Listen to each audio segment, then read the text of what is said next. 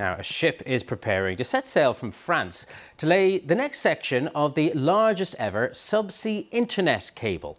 The To Africa cable is an incredibly long 45,000 kilometres and it stretches around the entire continent. But even as the world celebrates ambitious projects like these getting more people online, internet freedom is on the decline around the world. Here's our cyber correspondent, Joe Tidy. The To Africa subsea internet cable is the largest ever built. 45,000 kilometres long, it stretches all the way around the continent. It promises to bring a huge boost in internet capacity and resilience to billions of people in Africa and beyond. In Calais, France, a team is preparing to set sail to lay the next section of the line.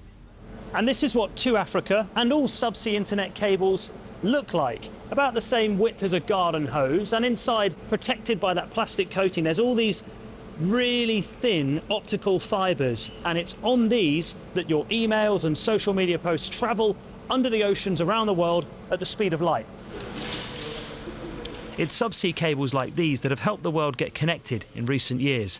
70% of us are now online. Breakages are common, but thanks to a sophisticated system of rerouting, most of the time we don't really notice. However, the bigger threat to internet connectivity comes from governments themselves.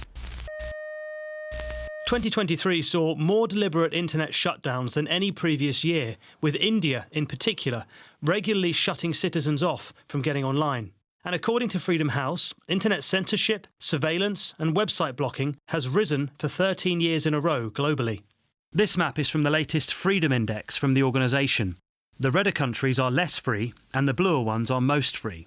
Recently, Iran and Myanmar have declined the most, with China remaining the worst online environment, according to researchers. Experts say the trend is only going in one direction because tools for internet control have become abundant and governments are far less squeamish about using them.